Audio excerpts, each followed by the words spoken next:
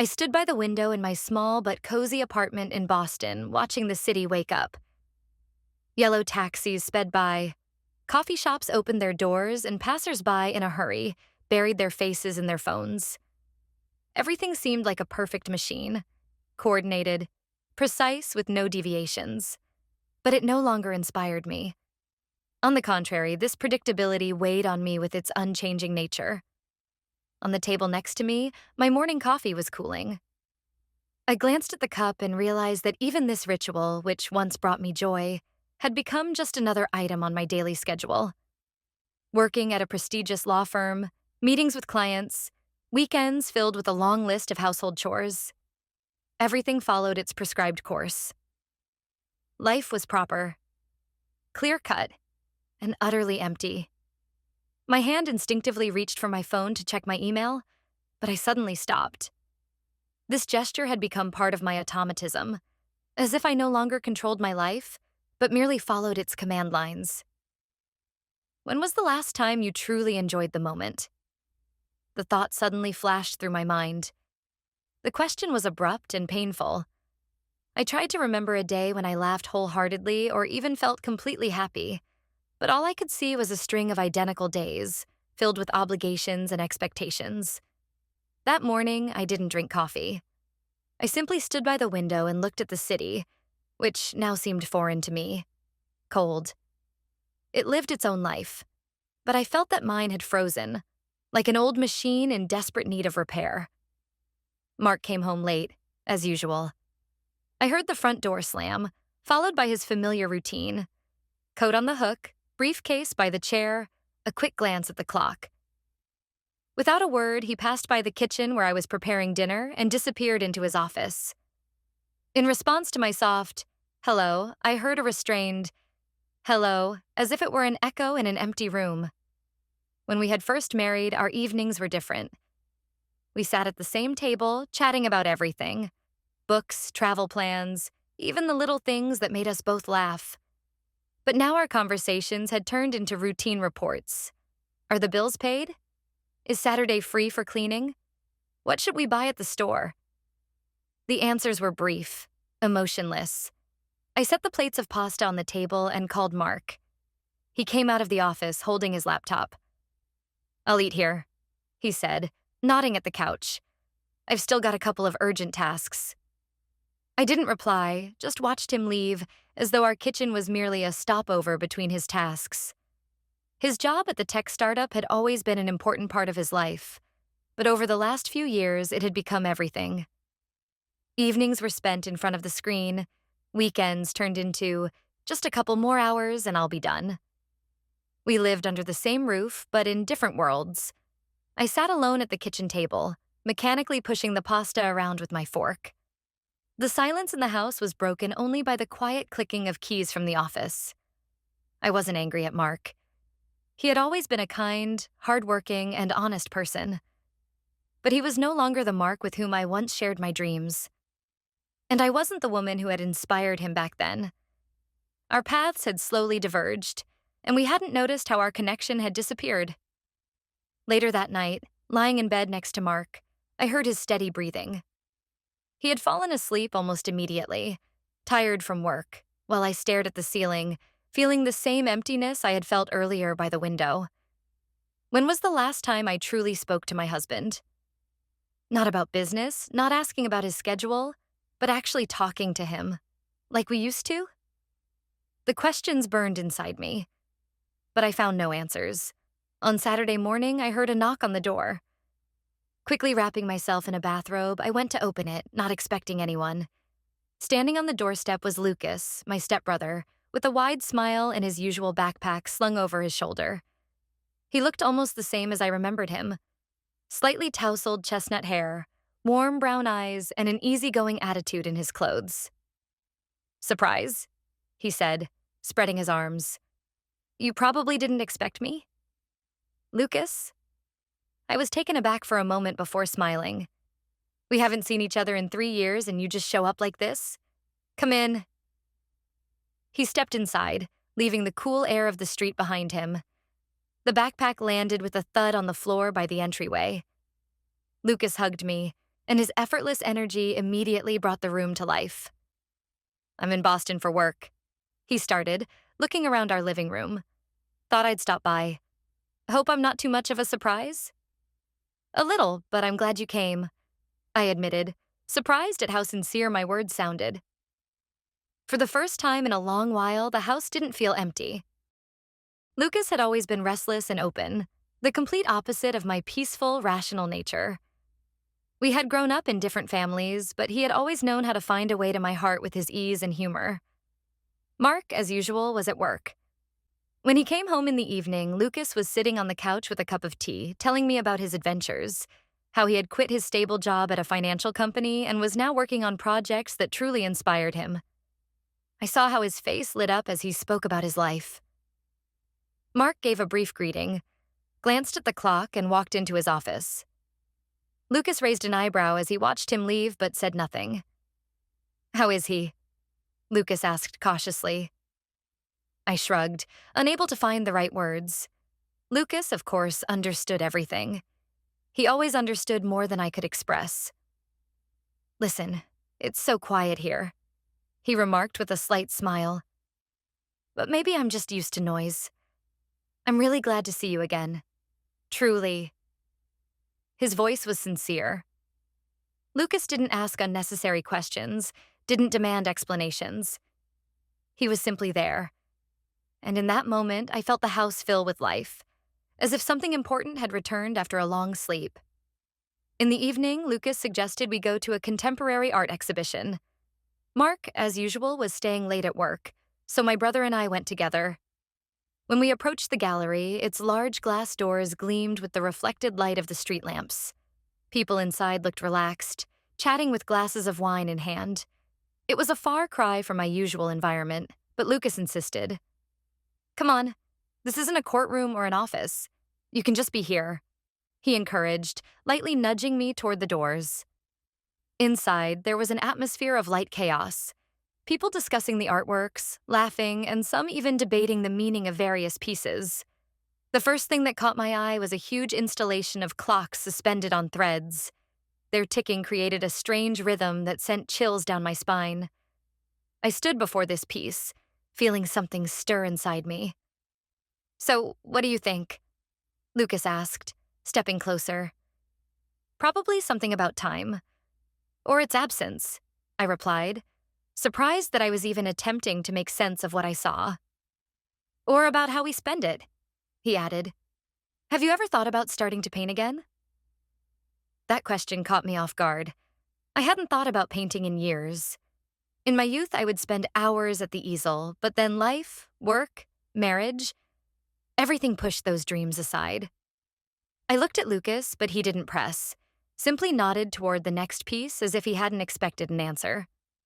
We wandered through the halls, discussing abstract paintings and unusual sculptures. Lucas joked, lightening the mood, and I suddenly realized I was laughing. Genuinely, sincerely, as if I had been taken off pause. When we left the gallery, the evening air of Boston greeted us with a cool breeze. We decided to walk home. Along the way, Lucas talked about his latest project. He was helping organize art workshops for children. His voice was full of enthusiasm, and at one point, he turned to me. "You could join. With your experience and ability to see beauty, it would be the perfect chance to return to art." I laughed, shaking my head. "You think I still can?" I asked, not hiding my doubts. Lucas stopped, looked me in the eyes, and simply answered, "Of course you can. You just have to want it." Those words lingered in my mind as we continued walking. For the first time in a long while, someone reminded me that life could be different, and most importantly, that I still had time to change it. The next day, Lucas and I were sitting on the terrace of a small cafe not far from my place. The sun was generously warming us, and there was a lightness in the air, a hint of the summer slipping away. In front of us were glasses of lemonade, with droplets running down the sides onto the wooden table. It felt like this day had given me a rare break from the constant routine. "Tell me, how did you get to this point?" I asked, leaning my elbows on the table. "To leave everything behind and find yourself, it's not that simple." Lucas smirked, leaning back in his chair. It's not, he admitted. But it's even harder to keep living when you know it's not yours. At some point, I realized that if I didn't take a step now, I wouldn't be able to later. So I took a 2-week vacation, went to the mountains to think. And when I came back, I handed in my resignation. Weren't you scared? I shook my head. You didn't have a plan. I did. He smiled. To live. Everything else is just details. His words made me fall silent. Lucas had always been able to break through my defenses with just one sentence. But now his sincerity hit harder than ever. I looked at him and saw a person who wasn't afraid of change, even though it often scared me to my core. And you? He asked, leaning forward. What's holding you back? I paused. Family, work, marriage. All these things had long seemed like unshakable foundations, but now they felt more like chains. I could feel my life had stopped, but the fear of change was stronger than the desire to change anything. I don't know, I answered honestly. I guess I'm scared. Scared of losing what I have, even if it no longer brings me joy. Lucas nodded without judgment. It's normal. But sometimes holding on to something just because it's familiar is like trying to revive something that's long been dead. I silently looked at him, and something inside me shifted. His words were painful, but they struck a chord. I had held on to what was familiar for too long, avoiding the difficult questions of what I truly wanted. Lucas looked at me with a soft smile. You can always start over. It's never too late, he said. That thought stuck in my mind like a needle, burrowing deeper with each passing second. Maybe he was right. Maybe I had waited too long, expecting life to change on its own instead of taking it into my own hands. Over the weekend, Lucas suggested we go to the mountains. He was always a man of action, and his ideas seemed both terrifying and alluring at the same time. Mark declined, citing work as I expected. So Lucas and I went alone. In the morning, we left the city, and soon Boston was behind us, giving way to rolling green hills and a clear blue sky. As our route became more winding, I started to feel a sense of excitement. It had been a long time since I'd stepped outside my comfort zone, let alone done something as active as this. We parked at the trailhead in New Hampshire and set off. At first, the climb was easy, but the higher we went, the more difficult it became. But the views were breathtaking. Do you remember when we used to go on hikes with your father? Lucas asked, helping me step over a fallen tree. I smiled, wiping the sweat from my brow. Of course. You always tried to outrun us, and I worried you'd get lost. Well, I never got lost. He laughed. You were always the cautious one, planning everything. Even when we were kids. His words made me think. He was right.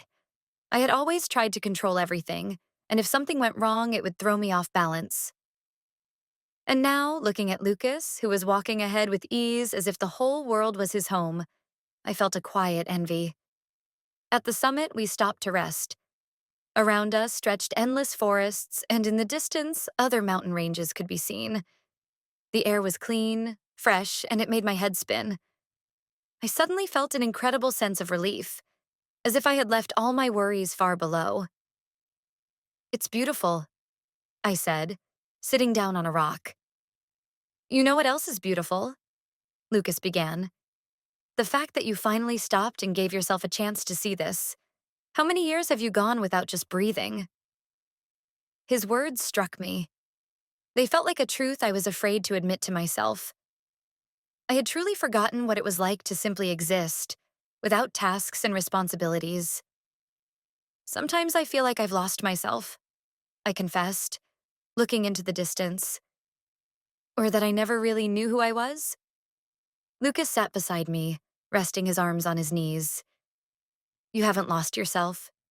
You just hid. But you know that you can always find your way back, right? I looked at him, trying to find doubt in his words, but his gaze was completely serious. In that moment, I realized that this hike wasn't just a walk. It was something more. It was a challenge to myself, a reminder that I was capable of more than I thought. As we descended, I felt changed. We talked about everything: childhood dreams, what inspired us, and even what scared us. This day became a breath of fresh air for me, not just in the literal sense, but figuratively as well. After the hike, I felt different. The mountains, the conversations with Lucas, his belief in me, all of it stirred up long forgotten emotions. But along with that came a strange feeling of uncertainty. I noticed that I started thinking more about Lucas, not just about our talks, but about him as a person, about how his presence had filled the house with an energy that had been missing for so long. These thoughts troubled me. I tried to distract myself, cleaning the apartment, cooking elaborate dishes, even going through old things in the attic. But it was all in vain.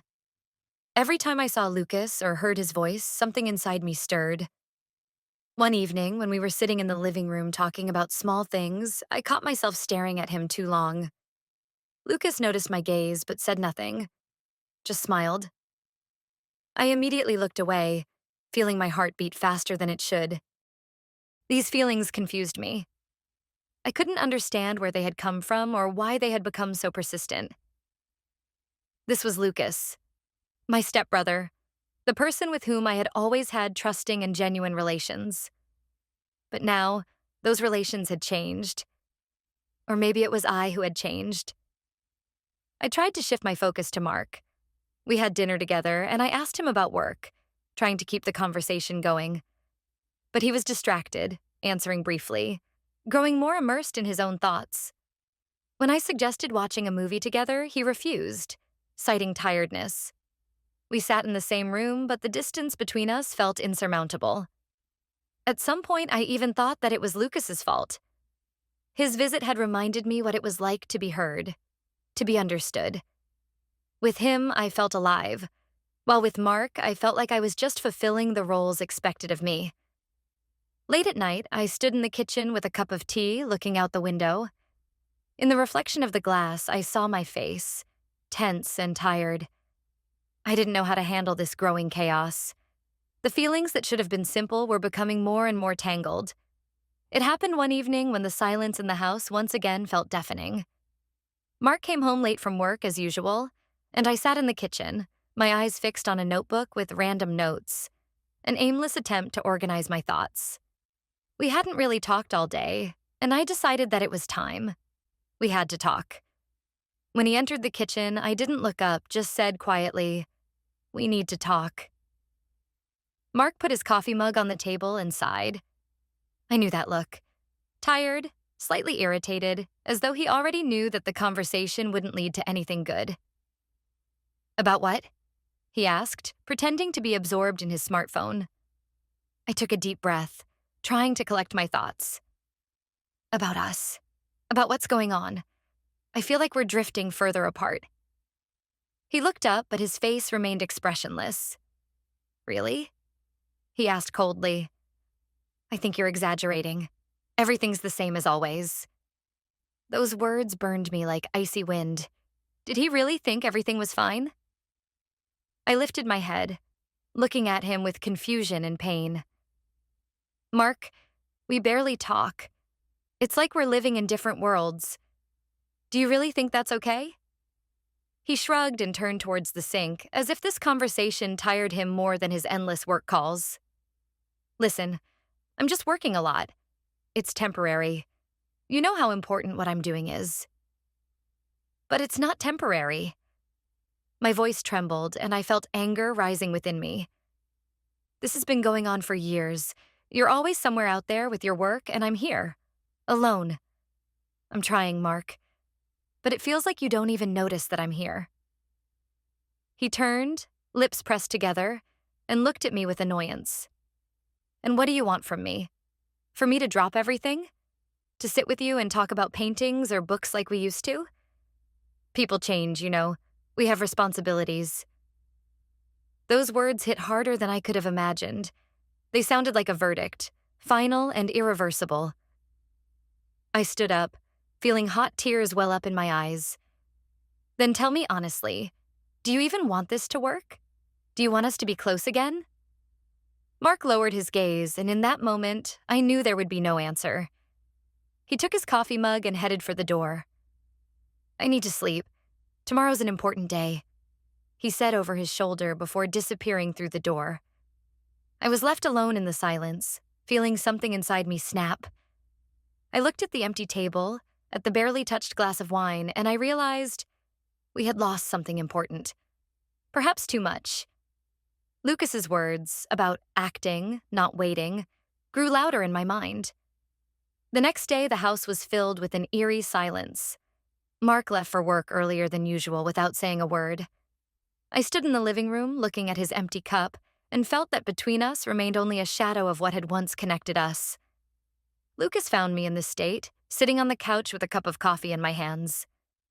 His gaze lingered on me longer than usual, and without asking questions, he sat down next to me. "Do you want to go for a walk?" he suggested. "Or maybe do something. Your home office has been abandoned for a while. When I was a kid, you used to paint there almost every day." I grimaced. This topic had always been painful. Painting reminded me of who I used to be, of the dreams I had left behind. But something in Lucas's suggestion made me think. His voice was so simple, without pressure, that I nodded before I could change my mind. We went upstairs to my home office, which in recent years had turned into a storage room for things that had no place in other rooms. Stacks of books, boxes, old canvases, dusty brushes. Lucas looked around and laughed. "Well, there's definitely work to be done here. Let's start." We began sorting through the clutter. At first, it felt pointless. All those old canvases with unfinished paintings only reminded me of how I had abandoned everything. But with each cleared surface, I felt something inside me lighten. Lucas cheered me on, joked, and told stories about his projects. His presence made the process less burdensome, almost enjoyable. "And this one," he said, pulling out a canvas with abstract strokes of bright colors. "I remember this painting. You showed it to me when I was still a teenager. I thought it looked like a fireworks explosion." I smiled, recalling that moment. It was one of the few times I painted without a plan. I just allowed myself to be free. "So what's stopping you from doing that again?" His voice was soft, but firm. I stopped, holding an old palette in my hands. Lucas's words were simple, but they hit the mark. What was really stopping me? My reluctance to face my fears? Or simply the habit of hiding behind excuses? We finished cleaning up, and the room transformed. The shelves were filled with paints, brushes, and the easel was once again ready for work. Lucas looked at the result and smiled. "You know, it's breathable in here again. And that's a start." I nodded, feeling something like gratitude. But alongside that, anxiety continued to grow inside me. I was beginning to realize just how tangled my feelings had become. Lucas supported me in ways Mark hadn't for a long time. It was confusing. I didn't know what to do with it, and I was afraid to find out the answer. Mark came home later than usual, when all the lights in the house had already been turned off except for the dim lamp in the kitchen. I sat at the table, cradling a cup of cold tea in my hands. All day I'd been thinking about how to talk to him, but not a single appropriate phrase came to mind. I decided that it was better to tell the truth, no matter how painful it might be. When he entered, I took a deep breath and called him. "Mark, we need to talk. Now." He stopped in the doorway, frowning slightly, as if he already knew the conversation wouldn't be easy. But this time he sat across from me, folding his hands on the table. "I'm listening," he said, but his voice sounded tired, almost indifferent. I gathered all my resolve. "I feel like we've lost each other, and it's been like this for a long time. It's not just fatigue or temporary difficulties, Mark. We live side by side, but it's like we're on different planets. I don't know how to get back to what we had, and I'm not sure you want that either." Mark was silent for a long time, looking at his hands, then sighed and spoke, his voice low and quiet. "Do you think I don't notice it?" "Of course I do. It's just, I feel lost too. Work became my way of running from what I don't know how to fix. And yes, I know that by doing this, I push you away." My heart clenched. The words I had long wanted to hear had been said, but they didn't bring relief. Why didn't you tell me? Why did we let it get this far? I asked, feeling the tears welling up in my eyes. And you? He raised his eyes. You've closed off too. You've built walls. I didn't know how to break through them. We're both at fault. And I'm not sure we can fix this. These words hung in the air. I stared at him for a long time, trying to understand what he was feeling. Finally, I said, maybe we need a break? To figure out what we really want. I'm not talking about a breakup, just a little space. Mark closed his eyes and nodded, as though he had already come to this decision earlier. You're right. Maybe it's the only way. After those words, we silently parted ways. He went to the bedroom and I stayed in the kitchen. I felt empty, but for the first time in a long while, I felt honest with myself. The conversation had been painful, but it was inevitable. I knew it would be difficult ahead, but I also understood. This was the beginning of change. Lucas left a few days later, and with his departure, the house once again fell into silence. However, this silence no longer seemed hopeless. It was a space for reflection, for healing, and for a new beginning. After Lucas left, I was alone. Mark packed his things and moved in with a friend so that we could figure things out for ourselves. The apartment felt unusually quiet, but this silence no longer oppressed me. It gave me the space to hear myself. I spent a few days just wandering around the house, trying to get used to the emptiness. It felt as though the walls had finally stopped pressing in, giving room for my thoughts. On one of those days, I returned to my newly reorganized office. The paint tubes were neatly arranged on the table and a clean canvas lay beside them. I stared at it for a long time, feeling a fear of the emptiness. But then I took the brush. The first stroke was hard, but with each subsequent one, I became more absorbed in the process. Colors mixed, lines began to take shape. It wasn't perfect, but that wasn't the point. I allowed myself to be myself. Not the best, not the most correct, but real. This feeling was new and incredibly liberating. Later, I enrolled in a painting course at a local studio. The decision seemed spontaneous, but when I stepped into the bright room, filled with the smell of paints and the sound of lively conversations, I knew it was the right step. The people around me were just like me, searching, doubting, ready to start over. In addition, I applied for a new job, not at a large law firm, but at a small organization where creativity and flexibility were valued. It was risky, but I felt that I could no longer live within the boundaries I had created for myself. Mark called a few times to discuss practical matters, but we both avoided talking about our relationship. I knew he was also reflecting on what this break meant for us. I no longer felt angry with him or blamed him. We were both just trying to understand what mattered to us. One evening, I sat in the living room, sorting through the photos Lucas had taken in the mountains. In one of the pictures, I was captured against the backdrop of a sunset, disheveled in hiking clothes, but with an honest smile. I looked at this woman and felt like she was returning to me. This was me. Alive. Free. Ready for change. I didn't know where this path would lead me. Were my relationship with Mark still possible? What would my life look like going forward? But for the first time in years, I wasn't afraid of the unknown. It no longer felt like emptiness, but rather an endless possibility. With that thought, I walked to the window, just like I had that day when it all started. Life was buzzing outside. The lights of cars, the chatter of pedestrians, the echoes of music from the nearby cafe. And I smiled, feeling a lightness rise in my chest. Life was just beginning.